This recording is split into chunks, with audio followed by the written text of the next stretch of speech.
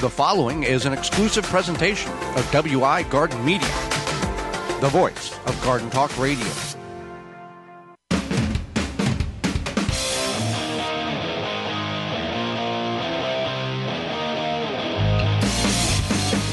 Coming up on the program today, we're going to go over those 5 mistakes most canners make, as well as life under your soil.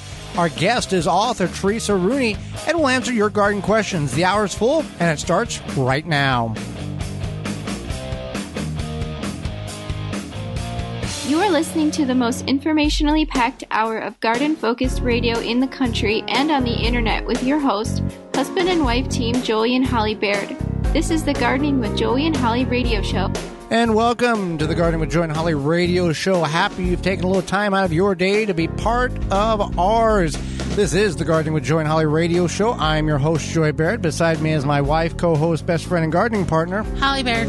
This program is for you, about you, to help your garden grow better, to maintain your landscape, grow healthier trees, and why not make that grass look a little bit greener, as well as preserving what you grow. If you want to be part of the program, if just listening does enough for us, we thank you for that. But if you want to partake in the program, you can do that in 2 very simple avenues. One being you can send us an email to gardentalkradio@gmail.com.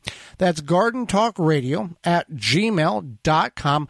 Or if you'd like to give us a call, you can do that as well on the Proclamation Hotline, brought to you by Proclamation Goods.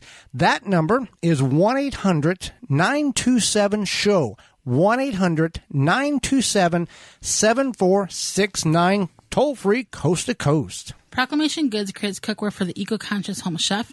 Their pans are non-toxic, have a lifetime warranty, and are made in Wisconsin. Their award-winning stainless steel Proclamation Duo cookware set is a 12-inch skillet and a stock pot that doubles as a wok. Best of all, the skillet and stock pot hinge together to form a Dutch oven. It's 2 pans with the versatility of 10, empowering you to cook more with less. If you care about your health and strive for a more sustainable lifestyle, then Proclamation Goods is for you. Supply is limited, so order yours now at proclamationgoods.com. Proclamation Goods. All right. Well, Holly, you are not a certified master canner, but you've taken a number of courses with certified master canners, and we're going to go over the mistakes, the top 5 most common mistakes people make when they are going to attempt canning. And we encourage people to can, but to do it correctly and safely. Right. And that's the important part, is to be safe and be correct and not take canning chances. Canning is one of those activities, and correct me if I'm wrong, where shortcuts are not encouraged or welcomed and can be, to some degree, detrimental to your health. Yeah. If you do this, we're just going to speed this up. You can't do that with this. No. So not to scare anybody from canning or anything like that, but we keep it real. And botulism is very real and still very much a thing. So don't think that you can not have that happen to you. And that's why it's important to be safe. Now, anybody could can. Right. Anybody can be a canner. You just got to do it right. And here are 5 common mistakes canners will make, and we'll give you a bonus one here at the end. But first, I guess the first one is we're not going to get in the jams and the jellies or the deep portion of how to can and what not to. We're just going to give you some of the mistakes people make. We've covered how to can and gearing up for canning and that type of process in videos and in other programming here. So not filling your jars to the proper height.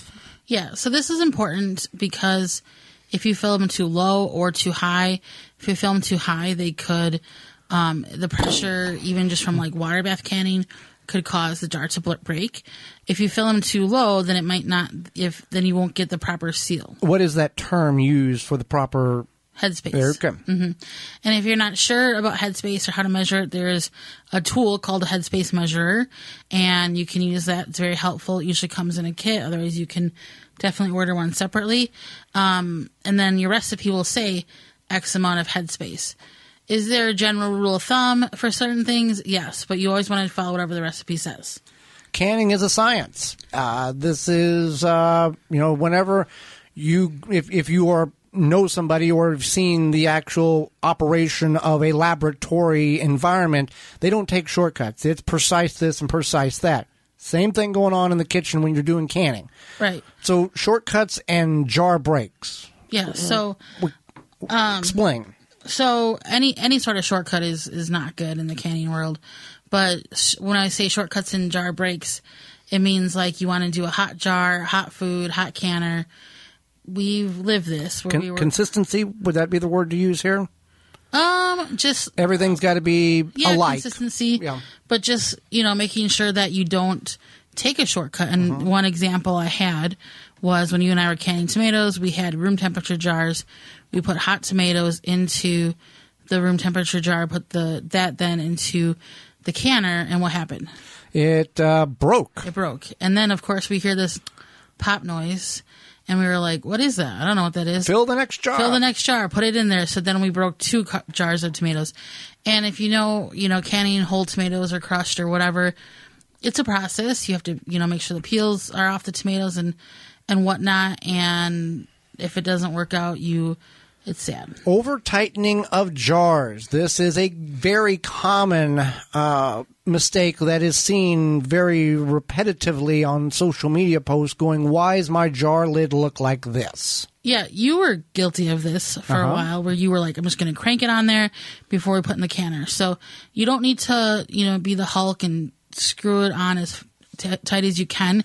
You can do what's called finger tight, which means like you just tighten it and that's good. Not like you're going to put it back in the fridge and it might get shook up or something. And you will know if you over tightened it because the lid, when coming out of the processor, either the water bath or pressure canner, it will have buckled. It will have pinched up. And the jar, the lid, the metal flat portion will be blown up because the air cannot do, the science can't do what it needs to do in order to properly seal the jar. Right. So not following a safe recipe, but I got it online. Right. So you want to use recipes from a safe, reputable source. So this includes things like bulk canning, any sort of master bulk canning, what is that? Freshpreserving.com.org? Okay.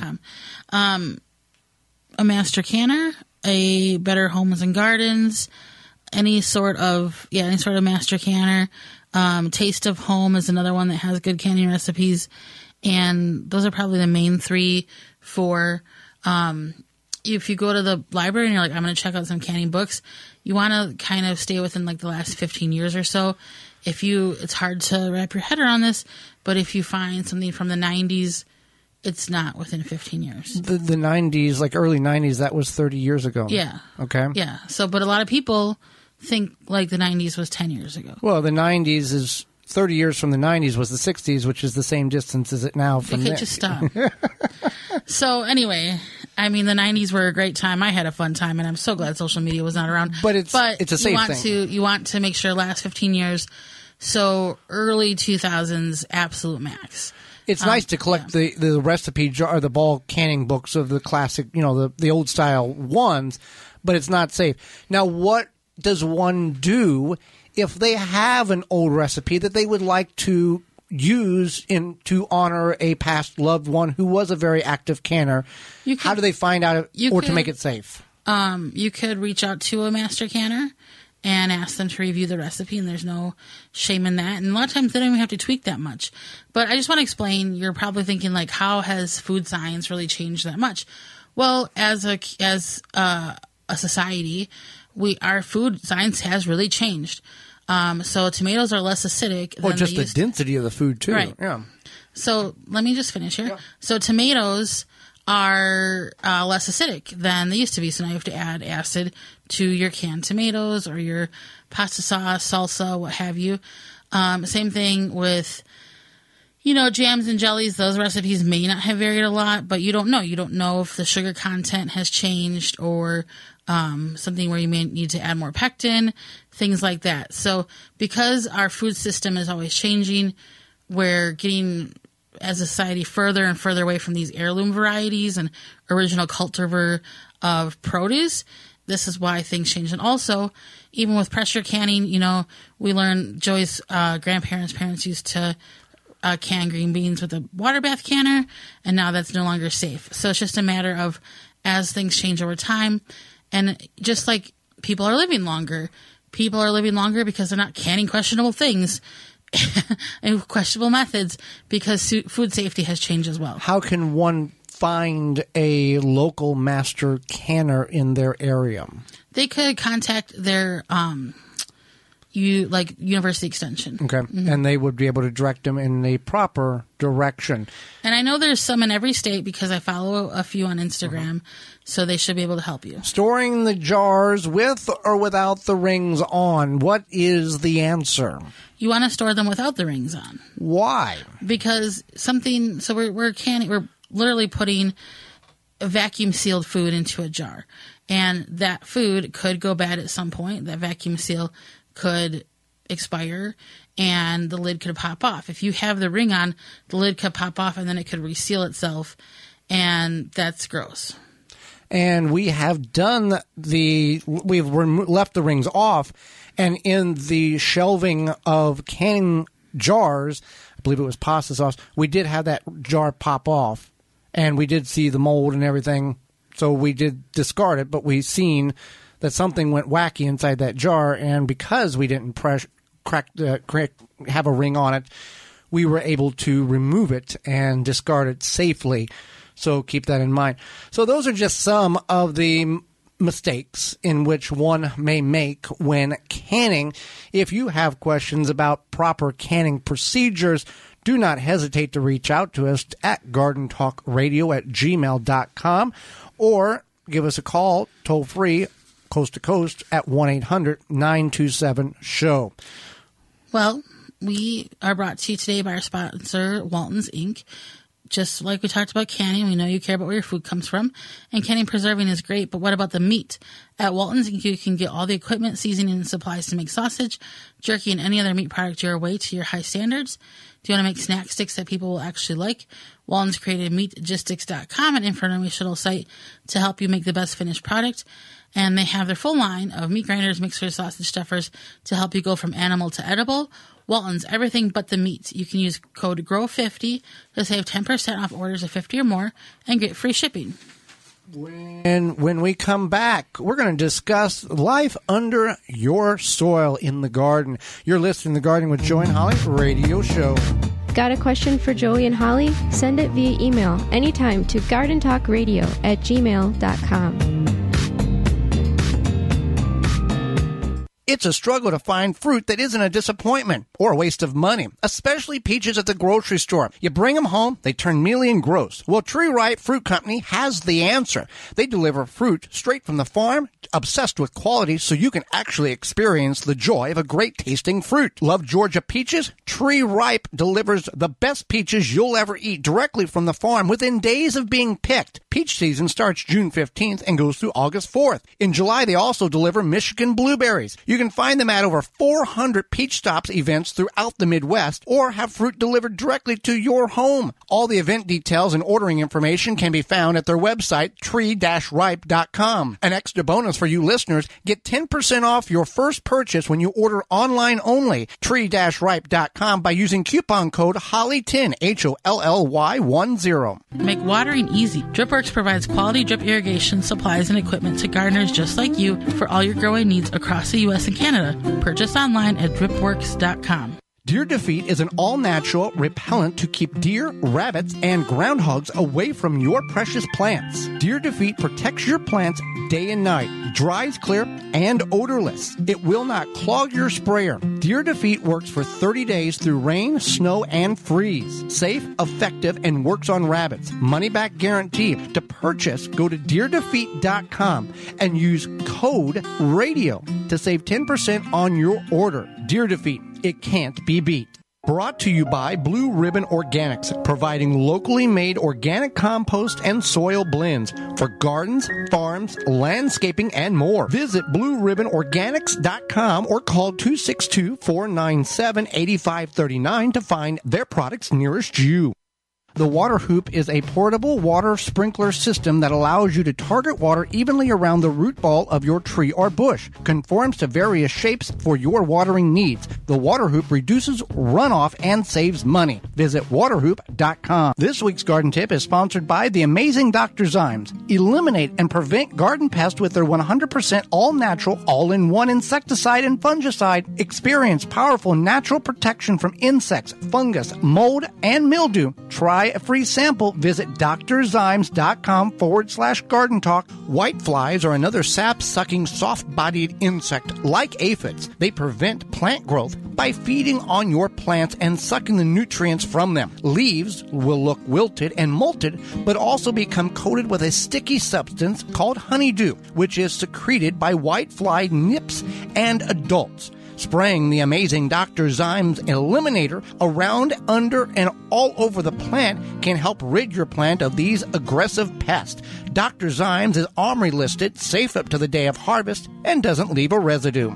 That helpful garden tip was sponsored by the amazing Dr. Zymes. Eliminate and prevent garden pests with their 100% all-natural, all-in-one insecticide and fungicide. Experience powerful natural protection from insects, fungus, mold, and mildew. Try a free sample. Visit drzymes.com/garden talk. Are you tired of mixing and matching soil amendments to give your garden what it needs to flourish? Try Climate Guard, the nutritionally complete all-in-one organic fertilizer made with ethically derived NPK, beneficial bacteria, crop-boosting fungi, humic acid, and silica.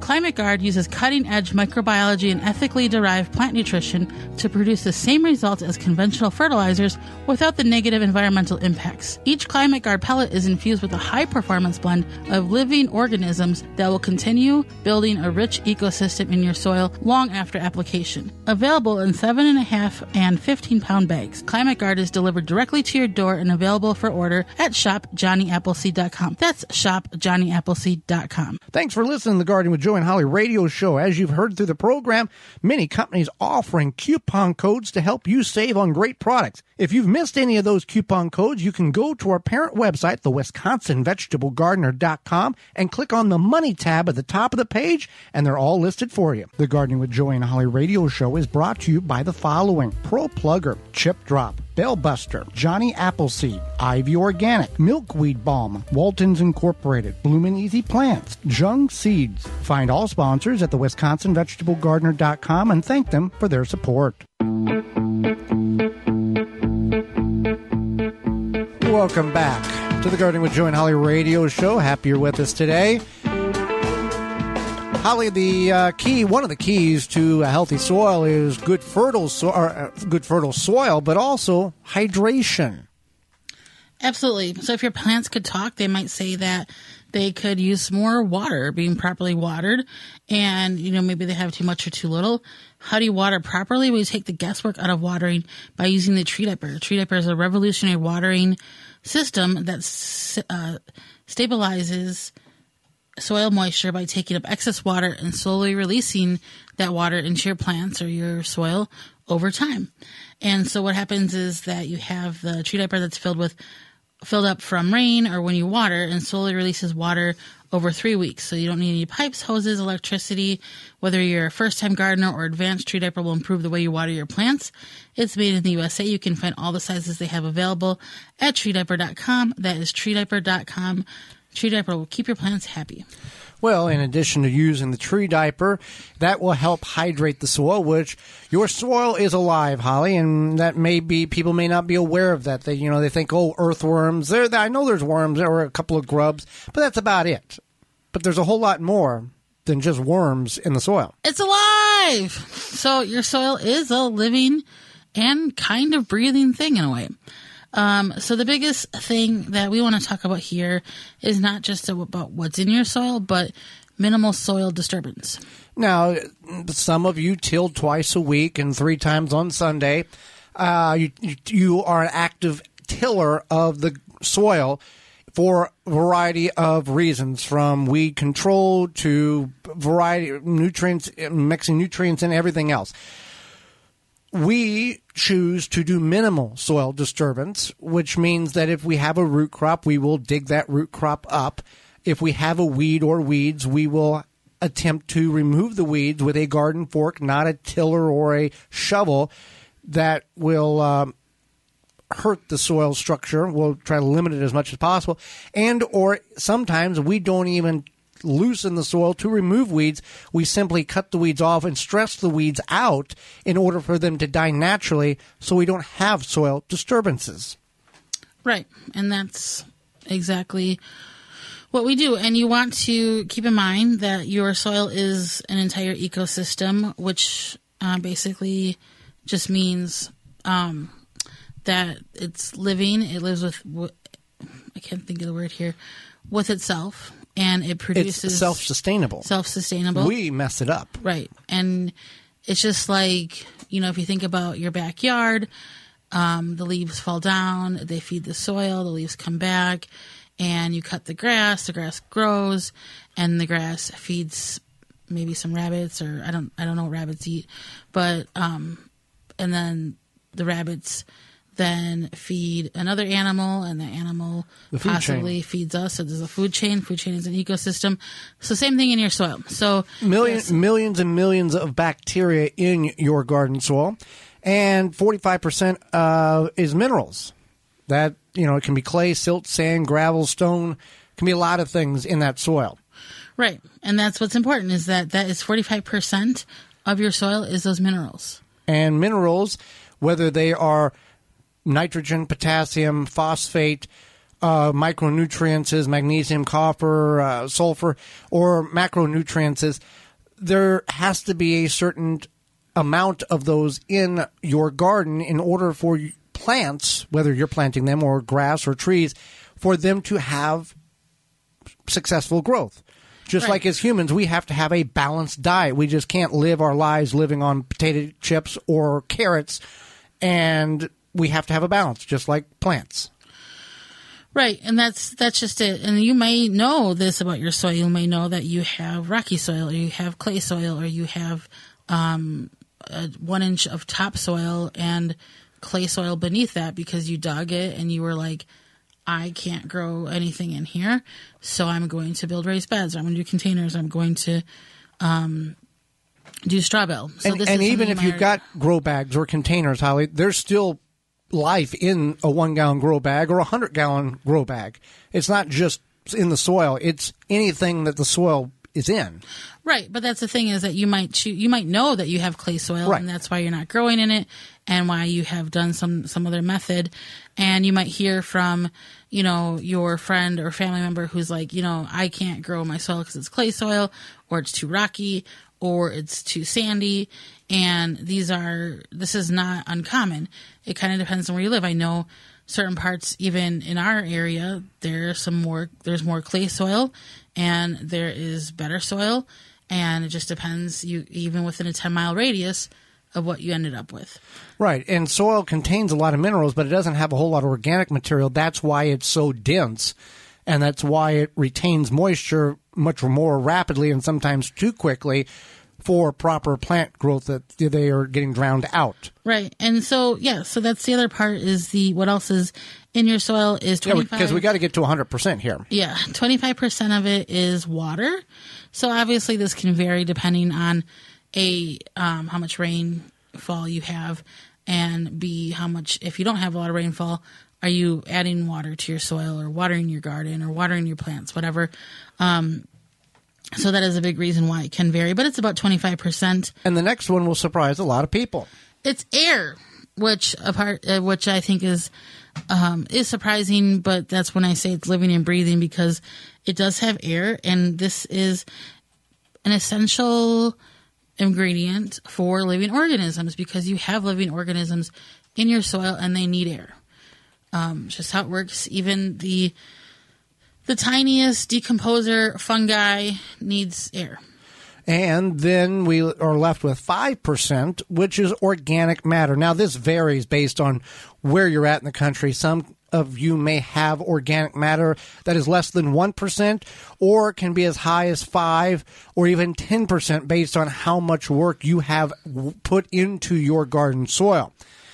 Is there too much? Can there be too much? Well, if you have too much organic matter, there can be potentially problems there as well, but most of us don't have to worry about that. Right.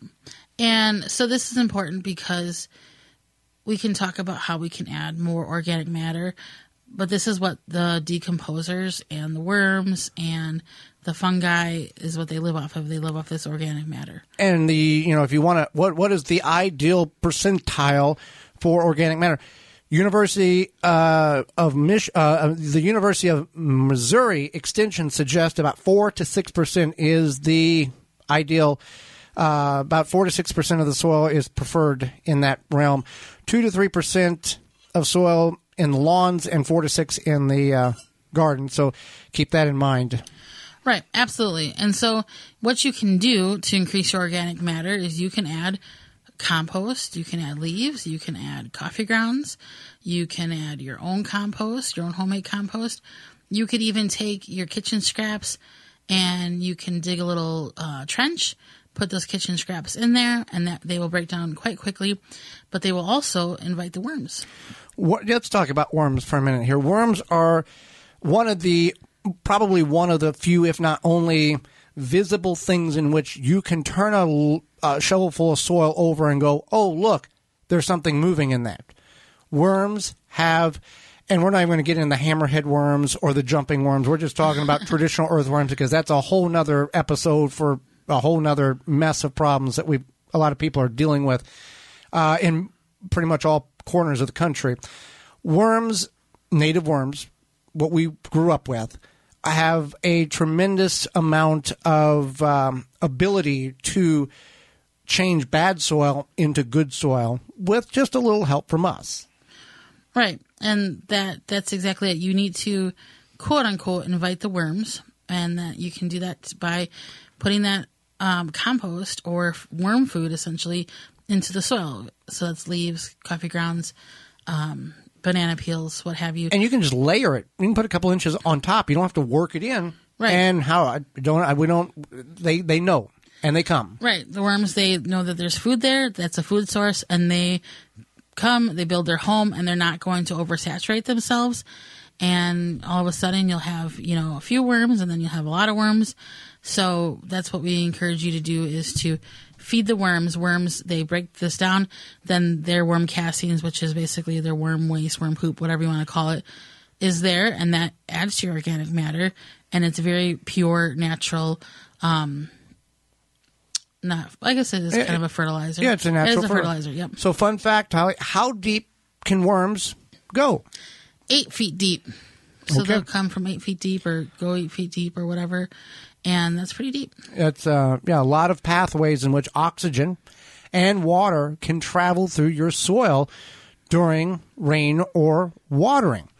Well, one thing, Holly, that summer's here, and we're going to have some problems, if not already for most of you, and that is those pests going to be destroying your yard and garden, which is those various weevils, beetles, borers, including those Japanese beetles. They're ready for your picnic. Are you? Right. And what better way to prevent those pests from destroying your garden than by controlling them while they are larvae? Grub Gone is an easy-to-apply granular product that can spread on your turf to successfully control grub invaders. Developed by Phylum Bioproducts from a naturally occurring bacteria, Grub Gone is a non-chemical BT product that specifically targets only certain scarab pests, and it's safe to use around bees and other beneficial insects. And if you've already got those beetles flying around your yard, and if you don't, you're going to have them pretty soon. Beetle Gone is the answer. It's an organic water dispersible powder that, here, listen to this, you can spray directly onto your edible plants. Find out more about Grub Gone, Beetle Gone, and all the products they have available at PhylumBioproducts.com. That's PhylLLom bioproducts.com. And when you go there and you purchase, we have worked a deal out with them where you can save 10% off your order by using the code GardenTalk10 at checkout to save 10% on your order. In just a few moments, author Theresa Rooney will be with us. You're listening to the Gardening with Joy and Holly radio show. Have a gardening question? Give Joey and Holly a call now or anytime 24/7. Just dial 1-800-927-SHOW. If you can't get through, leave a message and they will call you back. Call now, 1-800-927-SHOW. We know that you appreciate the value of a beautifully landscaped yard, but tackling such a project yourself can seem way too complicated, right? Bloomin' Easy Plants are the answer. Their plants are low maintenance and offer exceptional beauty and color for your yard. Plus, they offer free seasonal care reminders with simple how-to videos tailored to the plants that you choose. With Bloomin' Easy on your side, creating the yard that you've always wanted becomes as easy as plant, water, and relax. Check them out at your local garden center or by visiting bloomineasyplants.com. A non-selective herbicide that is also USDA certified? You bet. No More Weeds by Naturally Green Products. The same great company that brings you No More Bugs, No More Weeds. Kills weeds with no harsh chemicals, no glyphosate. No More Weeds is a commercial-grade vinegar base with a proprietary sticking agent. Great around pools, decks, patios, etc. Visit natgreenproducts.com, enter promo code WEEDS, WEEDS, and buy 3 1-gallon size units. Get the 4th one free. Spring is around the corner, folks, and Algae Men reminds you that this year, when it's time for spring cleaning, don't forget about the outside of your house. Algae Men is southeastern Wisconsin's go-to for exterior cleaning, including roofs, siding, decks, and concrete. So if you spot ugly black stains or green splotchy stuff on your home, let Algae Men get rid of it for you. We can restore the area back to its original look, not only in a timely manner, but also at an affordable cost. For a free estimate, visit us today at algaemen.com. Algae Men, we clean areas that you don't want to. Rootmaker starts your plants off right and keeps them going through harvest. From their seed starting trays with an innovative design that air prunes the roots to their large variety of grow bags, 1 to 60 gallons. Their products will provide you with the harvest that you've never seen before. Visit rootmaker.com and use coupon code RADIO22 to save 15% off your order. That's rootmaker.com. Chapin has the tools you need to water, feed, and protect your garden. We make equipment for lawn and garden care.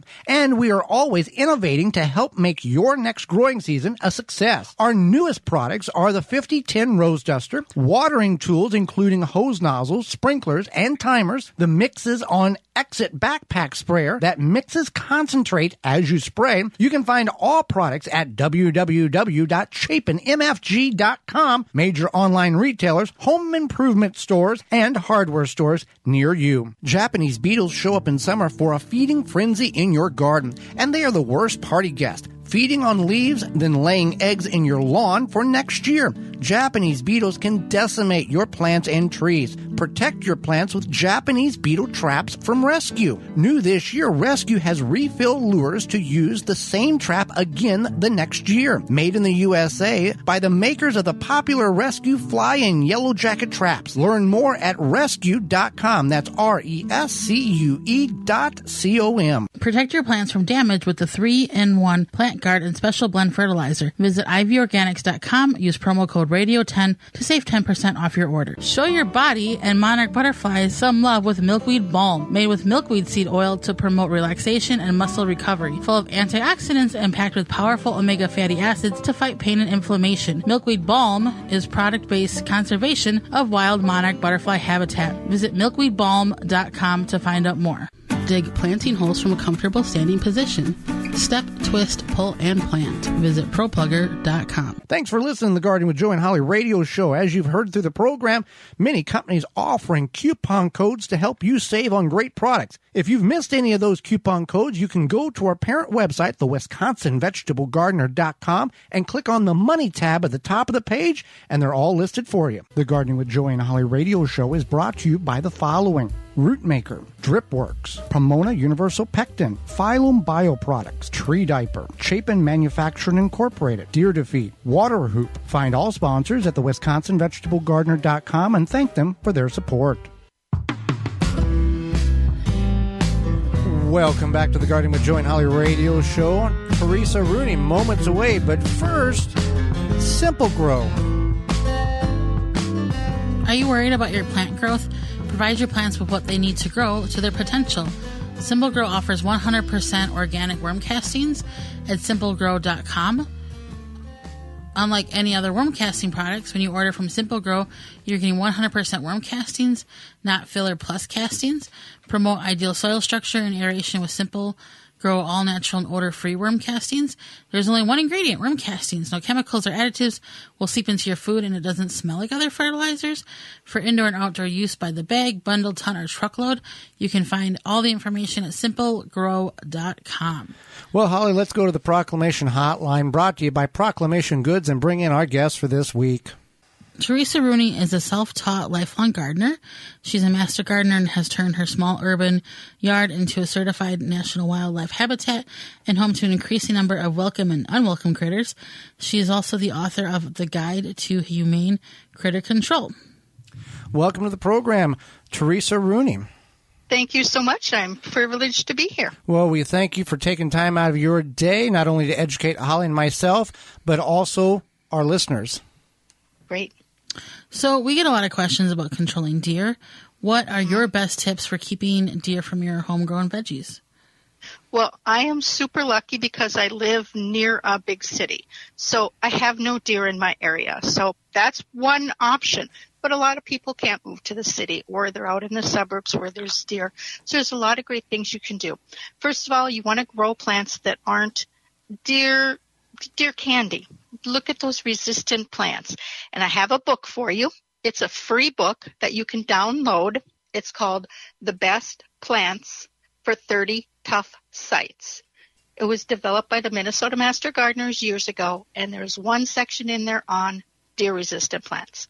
And that would be good for anybody in the country. As long as you have deer, right. That will work. Right. Zone 3 and 4, but a lot of those, they have other, you can grow them in warmer climates, or you might find a similar species that you can grow that we can't grow up here because it's not hardy.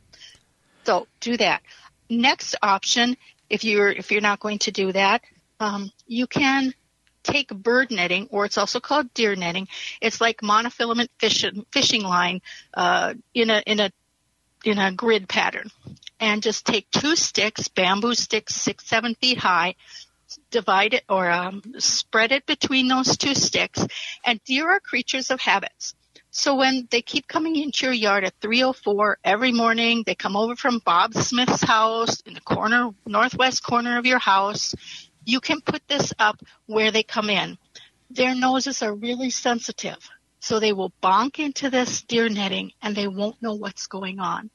Now, they may knock it down. It's okay. It's just deer netting. It'll fall down. You can put it up in the morning. But eventually, they'll get frustrated always bonking into this stuff. You can also, and then they'll stop coming to your house, and they'll skip your house, and they'll go on to the next treat factory that they have. You can also take the same deer netting and suspend it like a trapeze net over your hostas. Suspend it up maybe 6 or 8 inches above the hostas, or however far, so that the hostas can grow up. Do this first thing in the spring. Trust me, in 2 or 3 weeks, you will not even notice the deer netting out there. But again, the deer will notice it. They'll try to graze on your hostas, and they'll bonk into it. The flowers can come up through it. You can leave the flowers, or you can cut them off, whatever you want to do.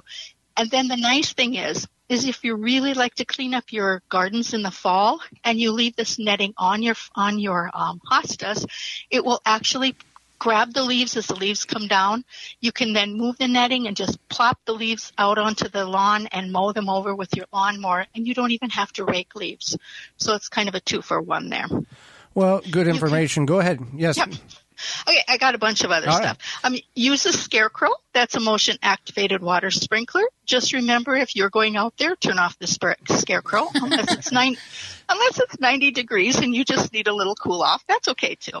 You can use all kinds of things that have bad smells to them. The repellents that are fragrant. Change them up every 3 weeks. Remember to reapply them as needed. In the wintertime, you'll need to reapply them more frequently if you have cold weather, because the fragrance just doesn't last that long. So instead of every 3 weeks, you may need to reapply them every 2 weeks or every 1 week, and you can just apply them that way. You can also use fences in such a way where the deer can't see what's on the other side of the fence. And so then they can't jump over because they don't know where they're landing. There could be a whole pack of wolves over there, and they don't know that. So they're not going to jump over. There could be a cliff. They're not going to jump over if they can't see where they're landing on the other side of the fence. So nice shrubs on a fence, or even a thicket of shrubs, the deer can't jump over it.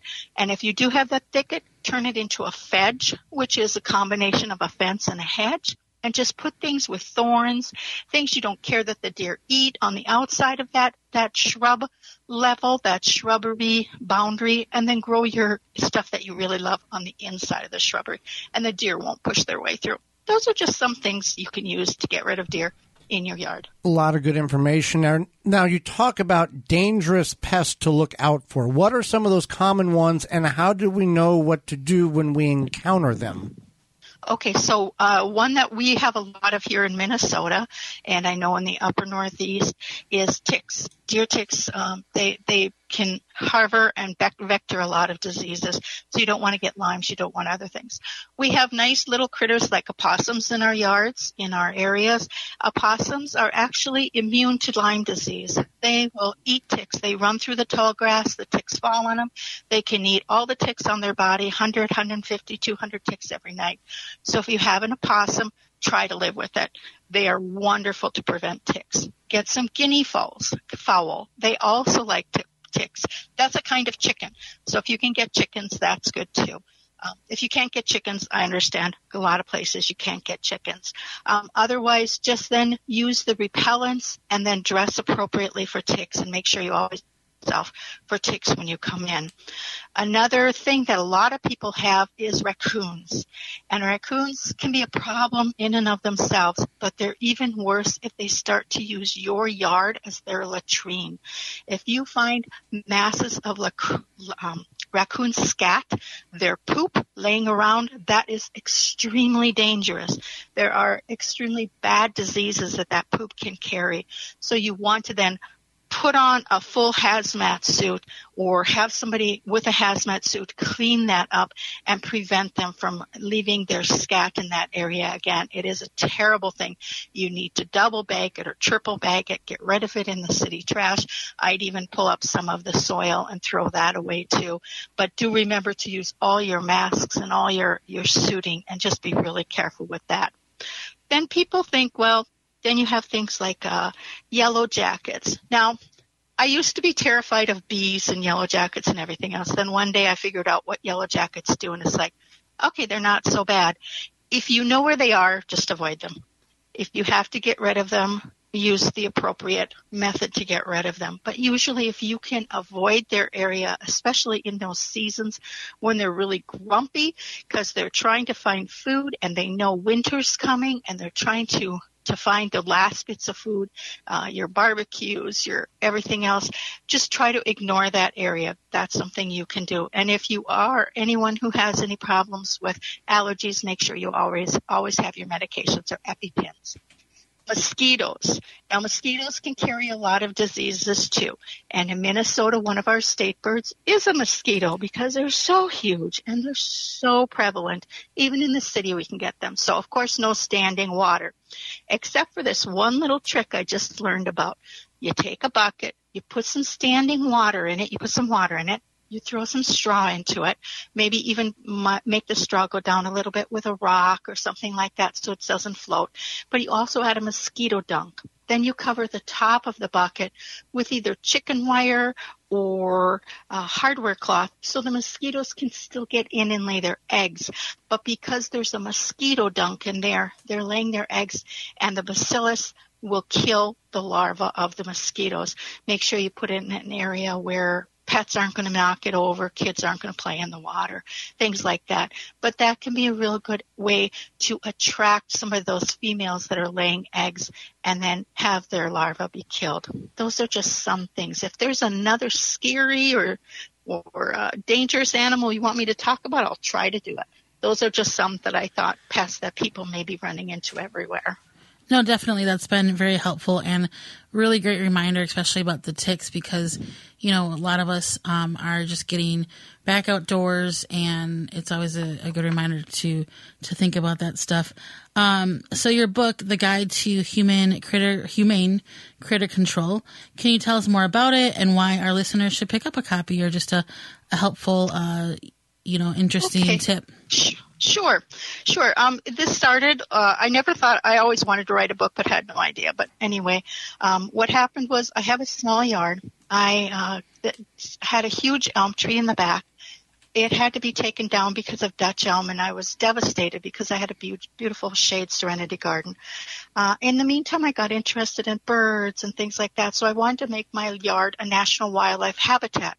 So I was planting a bunch of shrubs, and with the tree being down, then I had some areas for sun plants like trees and herbs and things that I couldn't grow before, fruit trees. I was so excited. Then I started getting really mad because the squirrels learned after about 4 years that green apricots could be eaten. So they had ignored my apricot trees up until then. And I was so frustrated. And the raccoons were taking the peaches. And I was just so mad. And I was so frustrated with myself. But then one day I thought, wait a minute. You're a slow learner. This takes me some time to put 2 and 2 together. And you created a wildlife habitat, and now you're upset the wildlife is here. That doesn't make a lot of sense. So I had to change my perception. I had to say, hey, I made a great wildlife habitat. How can I make it better? So in the meantime, I had been contacted to write the book. And I wanted the book not to be somebody lecturing like from on high saying, do this and do that. And this is the way to do it. And it's the only way to do it. That's not what this book is. This book is, how can we change your perception of what you're seeing in your yard? How can I help you understand using integrated pest management? I want it to be more like just a conversation between gardening friends. We're sitting there sipping tea, and we're talking about, we've got aphids on, the honey locust again. Well, in my area, honey locust trees are they're a boulevard tree. I have one right outside. It leaves out very late, and by that time, all of the aphids from the south have been brought up by the winds, and they find all this juicy, lush, tiny baby honey locust leaves, and they proceed to enjoy the honey locust leaves. It's a big tree. She doesn't care. I do have to deal with aphids falling on me if I'm out there gardening, or the honeydew. But it happens every year. It's not a big deal. It just is what it is. And in the meantime, I know there's an awful lot of insects and birds up in that tree enjoying aphids. So everybody's winning, except the aphids, of course. So I just want the book to be just a conversation between friends. If I can change your perception of a problem you're having, help you see a way to get around it, to enjoy it as an opportunity. Yeah, I do a lot of permaculture, and there's not problems, there are opportunities. So if something fails, it's not a failure, it's an opportunity to find a different way to do something. And that's what this book is, just changing your perception of what a pest is and how you can work with it and how you can anticipate it. Absolutely. So we are talking with Theresa Rooney, a self-taught lifelong gardener and author of The Guide to Humane Critter Control. Well, now a question I have is, what is your biggest pest control myth? What wise tale, and how can you correct that? What would that be? Okay, I have 2. Okay. The first one is everybody throwing Epsom salts in their yard. Just stop. Just stop. Right now. Everybody, just stop. Get a soil test. Go by the soil test. Follow the science. Epsom salts can interfere with calcium uptake, so your tomatoes might get more blossom end rot.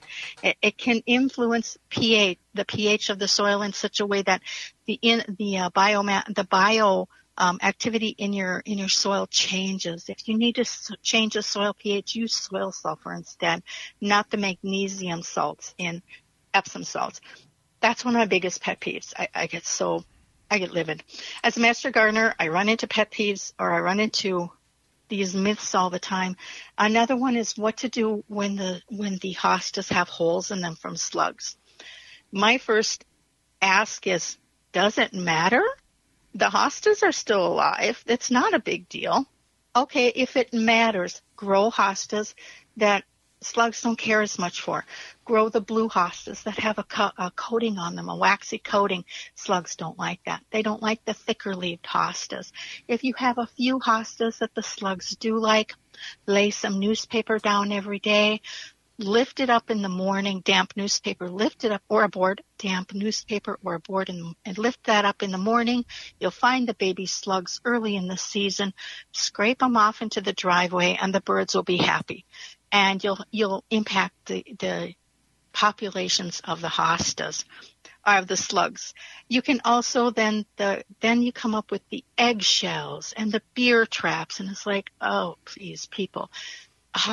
Snails and slugs have a big mucus coating, and they can glide over eggshells like there's nothing for the problem. Yes, they can drown in the beer traps, but save the beer for drinking and use another method that's messy. The dogs can eat it. It just doesn't work. So now that you have slugs, invite another diverse group into your yard. See, can you bring in frogs? Can you bring in toads? Can you bring in snakes? Yes, even the mice will eat the slugs. Birds will eat the slugs. A lot of birds eat the slugs. If you find a skunk rummaging through your hostas at night, don't scare it away. Let it eat the slugs. Raccoons will eat the slugs. So when you find one pest, try to diversify what you have coming into your yard, because then even more of them will put pressure on that pest. And understand, if you don't have that pest in the beginning, you're not going to have the diversity of the critters that eat that pest. I had aphids on a viburnum, and if I kept killing the aphids, the ladybugs would never come, because why would they lay their eggs in someplace that has 2 aphids in it? They want an all-you-can-eat buffet of aphids for their larvae, so that's where they would lay their eggs, and then the larva would clean up the aphids in no time at all, and I wouldn't have aphid juice all over my fingers from squishing them. So you just want to, if you have a problem, let the problem take care of itself. That's what I say. And iron phosphate can work on slugs if you need it, like Sluggo. Use the iron phosphate version of that. Fantastic. Well, we've really enjoyed having you on the program. Today, can you tell our listeners where to find more information about you and your book?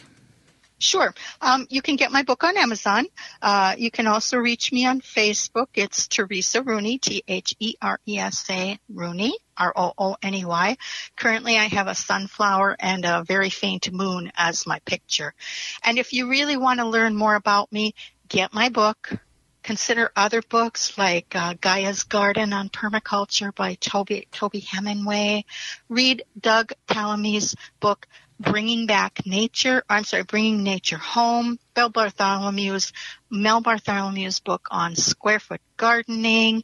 Best Plants for 30 Tough Site. Go to the National Wildlife and certify your yard. By reading these books and going to that, you will know exactly how my mind works. But do contact me on Facebook if you want to. Well, Theresa, we greatly appreciate the time you've offered, not only Holly and myself, but all of our listeners, and we thank you very much for that. It has been my pleasure. Thank you both. Absolutely. And when we come back, it's going to be your garden questions, our garden answers. It is the Gardening with Joy and Holly. Have a garden question? Radio show. Give Joey and Holly a call now or anytime 24/7. Just dial 1-800-927-SHOW. If you can't get through, leave a message and they will call you back. Call now, 1-800-927-SHOW. 90% of the world's flowering plants require pollination to reproduce. Without pollinators, we humans would not survive.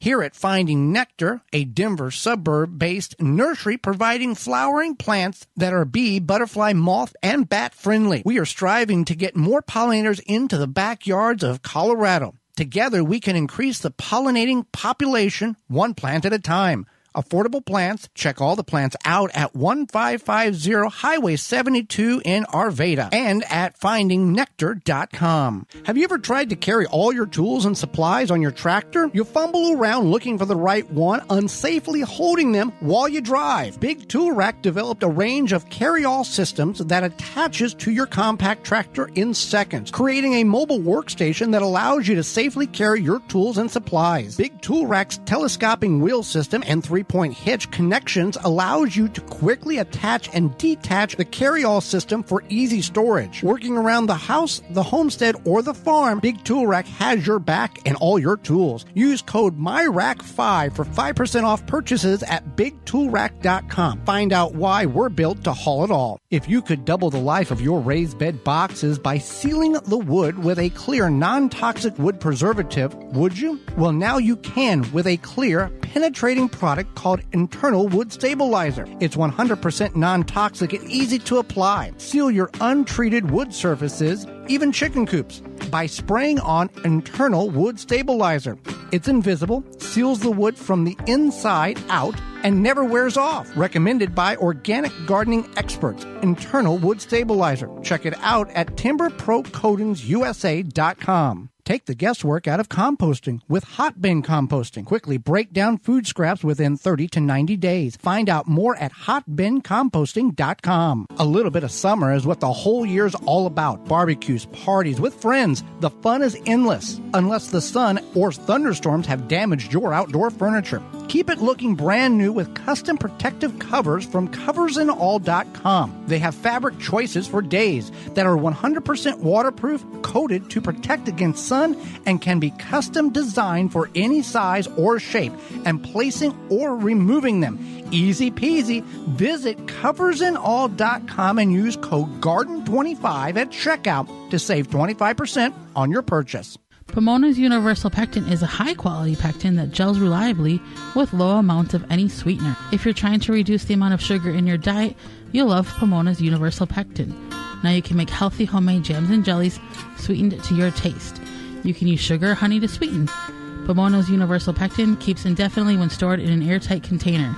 Easy to use, versatile, and comes with directions and recipes in every box. Find out more and where to buy at PomonaPectin.com. Also available at natural food stores and online. Thanks for listening to the Gardening with Joe and Holly radio show. As you've heard through the program, many companies offering coupon codes to help you save on great products. If you've missed any of those coupon codes, you can go to our parent website, the WisconsinVegetableGardener.com, and click on the Money tab at the top of the page, and they're all listed for you. The Gardening with Joe and Holly radio show is brought to you by the following: Tree Ripe, Covers and All, Ironwood Tool Company, Timber Pro Coatings, Blue Ribbon Organics, Natural Green Products, Algae Men, Dr. Zymes, Happy Leaf LED, Rescue, Big Tool Rack, Hot Bin Composting, Proclamation Goods. Find all sponsors at the WisconsinVegetableGardener.com and thank them for their support. Welcome back to the Gardening with Joe and Holly radio show. You got a question, we've got an answer. It's time for your questions, our answers. You want to send it in, you can do that in two ways. GardenTalkRadio@gmail.com, GardenTalkRadio@gmail.com, or you can give us a call on the Proclamation Hotline, brought to you by Proclamation Goods. That number, 1-800-927-SHOW, 1-800-927-7469. Proclamation Goods creates cookware for the eco-conscious home chef. Their pans are non-toxic, have a lifetime warranty, and are made in Wisconsin. Their award-winning stainless steel Proclamation Duo cookware set is a 12-inch skillet and a stock pot that doubles as a wok. Best of all, the skillet and stock pot hinge together to form a Dutch oven. It's two pans with the versatility of 10. Empowering you to cook more with less. If you care about your health and strive for a more sustainable lifestyle, then Proclamation Goods is for you. Supply is limited, so order is now at proclamationgoods.com. All right, let's go to the hotline, and we have a question from a listener listening to us on the Roar of the Rockies, 1360 AM, over in Colorado. I'm in northern Colorado. A few years ago, I bought clearance plants at Lowe's, not realizing what I was doing. I brought spider mites to my yard and am now heavily into gardening again, and they're everywhere. So I'm wondering how I can get them out of my plum tree. Yes, how do I get the spider mites out of my plum tree? Been listening to the ways to get them out of my garden, but the one I'm not sure of is that plum tree. Thank you so much. Bye-bye. Well, thank you for giving us a call, and here is the answer. Sure. So you want to use something like Dr. Zymes or the amazing Dr. Zymes Eliminator, and this is made of naturally occurring organic materials in combination with citric acid and other biologically stimulating ingredients to produce a fungicide/miticide with multiple modes of action. So it will get rid of the spider mites. You can use it up to the day of harvest. The day of harvest, spray it right on your edible plants. And if you're concerned about is it going to work, we got that covered for you. drzymes.com/garden talk. You can get two Eliminator super concentrated 2-ounce samples for free.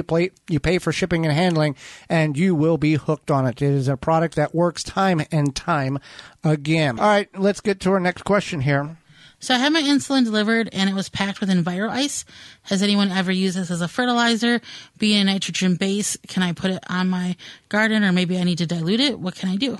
I would dilute it with water and then work it into the soil around your plants. I've seen this before. I'm not certain of all of the details along with it, but there are companies that are going in this direction so they can make a lesser impact on the world. So I would dilute it and feed your plants with it. And with that being said, we are out of time, and we thank you for yours. Did you miss any portion of the program today or want to revisit it? Do that by going to our parent website, which is the WisconsinVegetableGardener.com, or clicking on the Season 6 tab at the top of the page, or you can send us an email, gardentalkradio@gmail.com. We'll get you a link to the program. Tune in next week to the show. We're going to go over our eggshells, really good for your garden, and the world of mulches. Our guest will be author Meg Cohen, and we'll answer your garden questions. So until next week, for Holly Baird, I'm Joy Baird, and we will see you in the garden.